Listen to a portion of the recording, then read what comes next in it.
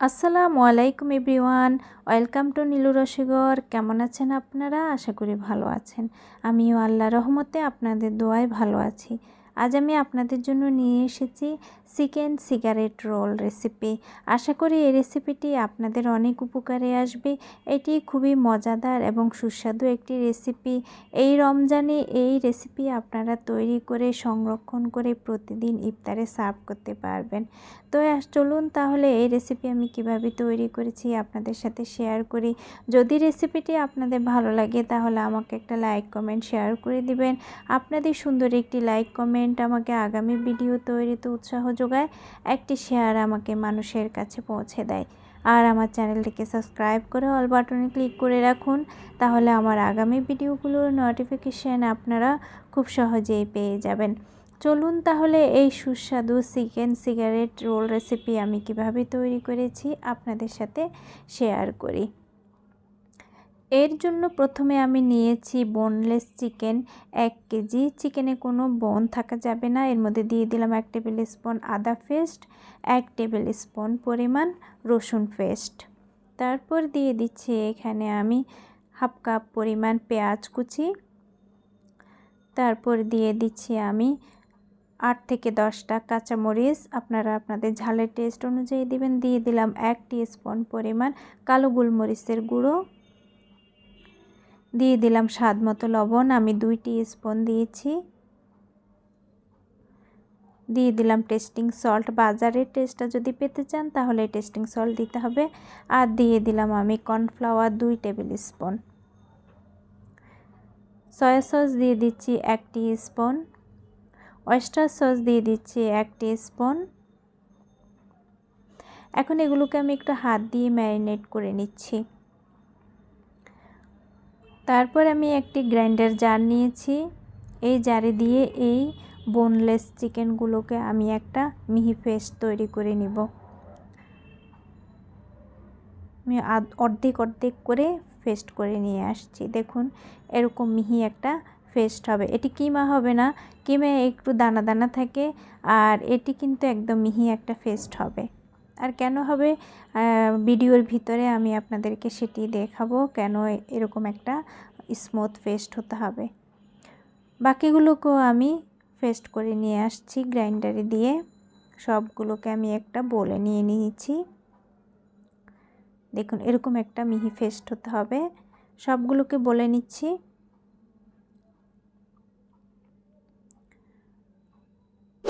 হালকা একটু দানা থাকলে কোনো সমস্যা নেই, তবে একদম মিহি পেস্ট হতে হবে, স্মুথ একটা পেস্ট। এরপরে এগুলোকে আপনারা এরকম কোনো পলিপ্যাকের ভিতরে কোন করে নিতে পারেন। আবার এরকম কোন ধরনের পলিপ্যাক বাজারে কিনতে পাওয়া যায়, যেগুলো কেক ডেকোরেশনে ক্রিম যখন ডেকোরেশন করা হয় তখন ক্রিম ডেকোরেশনে এই ধরনের পলিপ্যাক ব্যবহার করা হয়। আপনারা এগুলো বাজারে কিনতে পাবেন। আর এগুলো যদি আপনাদের না থাকে তাহলে ওই যে পলিপ্যাকের ভিতরে কোণের মতো করেও আপনারা এটিকে ভিতরে ঢুকিয়ে নিতে পারেন। এতে করে এই রোল তৈরি করার সময় খুবই সহজ হয়। এরপরে এটিকে খুব মুখ বন্ধ করে নিতে হবে, মাথাটাও কেটে নিতে হবে যখন আমি ব্যবহার করব। এরপরে পলিব্যাগের মধ্যেও ঢুকিয়ে আমি আপনাদেরকে দেখিয়ে দিচ্ছি কিভাবে এগুলো পলিপ্যাকের মধ্যে নিব। এরকম একটা বাটির মধ্যে দিয়ে তারপরে দিয়ে পলিপ্যাকের কোনা করে নেবেন। কোনার মধ্যে চিকেনের পেস্টগুলোকে রেখে দিব। যতটুকু প্রয়োজন আপনারা ভরে নেবেন, শেষ হয়ে গেলে আবার ভরে নিতে পারবেন এরকম। এরপরে আমি রোল তৈরির জন্য নিয়েছি এখানে সমোসা শিট বা স্প্রিং রোল শিট বা বাকলাভা শিট যেটাই বলেন, এগুলো কিন্তু বাজারে কিনতে পাওয়া যায়। আমি ঘরে তৈরি করেছি, এই রেসিপি আমি আপনাদেরকে দিয়ে দিব। আমি এগুলোকে 10 বাই 10 করে কেটে নিয়েছি, আর এগুলোকে একদম 4 ভাগ করে নিব। সমান ভাগ করার জন্য আমি উপরের একটা শিটকে 4 ভাঁজ করে নিয়েছি, আর উপর দিয়ে এরপরে ছুরি দিয়ে আমি এবার সবগুলোকে ভাগ করে নিচ্ছি। এতে করে সমস্ত শিটগুলাই সমপরিমাণ বা একই সাইজের হবে। এভাবে সবগুলোকে কেটে নিয়েছি। আর এই সমোসার শিটগুলো আমি ঘরেই তৈরি করেছি, এর রেসিপি আমি আগামীতে আপনাদেরকে দিয়ে দিব। আর এটা দিয়ে আমি কি তৈরি করেছি সেগুলোও আপনাদেরকে আমি শেয়ার করব। তারপরে রোলের মুখ আটকানোর জন্য আমি একটু ময়দা দিয়ে ব্যাটার তৈরি করে নিয়েছি। অল্প একটু ময়দা আর একটু পানি দিয়ে হাত দিয়ে ভালোভাবে মেখে একটা ব্যাটার তৈরি করে নিয়েছি। এরপরে যে কোন ফলের ভিতরে আমি মুরগির কিমা মাংসের কিমাগুলো ঢুকিয়ে নিয়েছিলাম সেগুলো এখন ব্যবহার করব।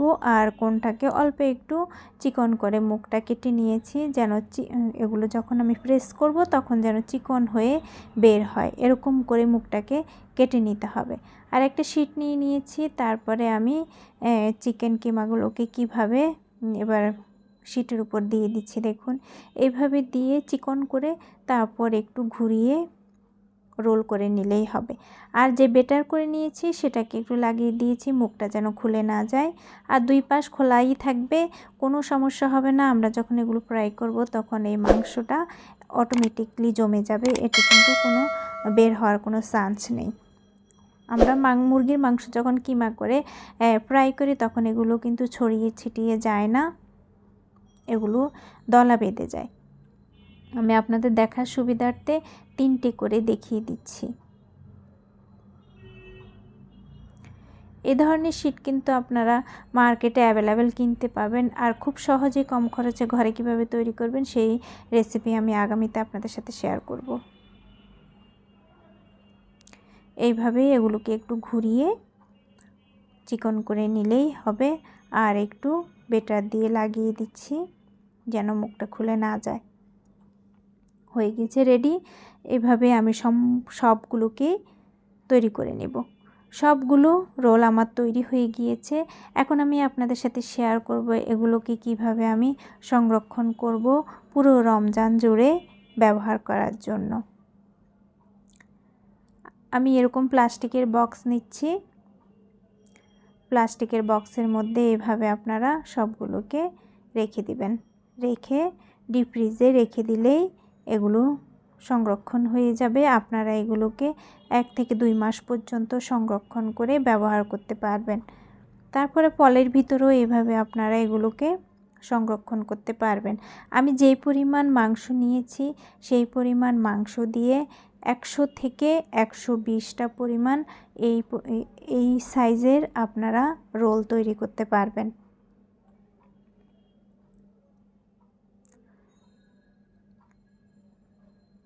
দেখুন এরকম করে আমি ফলের ভিতরেও সংরক্ষণ করে রাখছি। এরপরে আপনারা যখন এগুলোকে ফ্রাই করবেন তখন এগুলোকে আধা ঘন্টা আগে বের করে রুম টেম্পারেচারে এনে তারপরে ফ্রাই করতে পারবেন, বা বের করে সাথে সাথেই ফ্রাই করতে পারবেন। এতে করে আপনারা একেবারেই লো ফ্লেমে ফ্রাই করতে হবে বেশ কিছুক্ষণ। আমি চুলায় আগেই তেল বসিয়ে রেখেছি, কয়েকটা আপনাদেরকে ফ্রাই করে দেখাচ্ছি। তেলটা গরম হয়ে গিয়েছে। আর তেলটা যখন এরকম গরম হবে, রোলগুলো যখন তেলের মধ্যে দিবেন তখন তেলকে কিন্তু একদম মিডিয়াম লো ফ্লেমে রাখতে হবে। যেহেতু এর ভিতরে মাংসগুলো কাঁচা, তাই মাংসগুলো যেন ভালোভাবে বয়েল হয়ে যায়, সেই জন্য মিডিয়াম লো ফ্লেমেই এটাকে ভাজতে হবে। আর এগুলোকে একটু ঘুরিয়ে ঘুরিয়ে দিবেন যেন 4-5টাই গোল্ডেন ব্রাউন হয়ে ফ্রাই হয়। ফ্রাই হয়ে গিয়েছে। আমি এখন এগুলোকে এরকম স্ট্রেনার চামচ দিয়ে তুলে নিচ্ছি তেল ঝরিয়ে। আর যে প্লেটে আমি নিচ্ছি সেই প্লেটের মধ্যে আমি আগেই একটা টিস্যু বিছিয়ে রেখেছি, যদি অতিরিক্ত তেল থাকে সেটা যেন টিস্যুর উপর ঝরে পড়ে যায়। সঙ্গে আমি সস দিয়ে দিচ্ছি এবং ডেকোরেশনের জন্য আমি শসা ব্যবহার করেছি। এই শসাও আমরা খেতে পারি, সসও আমরা খেতে পারি। খুবই মজাদার এই রেসিপি। আশা করি এই রেসিপিটি পেয়ে আপনারা উপকৃত হবেন। পুরো রমজানে ইফতারে আপনারা সার্ভ করতে পারবেন, অতিথি আপ্যায়নে সার্ভ করতে পারবেন। তো যদি রেসিপিটি ভালো লাগে সবাই অবশ্যই বাসায় ট্রাই করবেন আর আমার জন্য দোয়া করবেন, আমি যেন আপনাদের জন্য এরকম অনেক অনেক রেসিপি নিয়ে আসতে পারি। আর আগামী ভিডিও দেখার আমন্ত্রণ রইল। সমস্ত ভিডিওটি আপনারা দেখবেন, স্কিপ করবেন না। সবাই ভালো থাকবেন। আসসালামু আলাইকুম।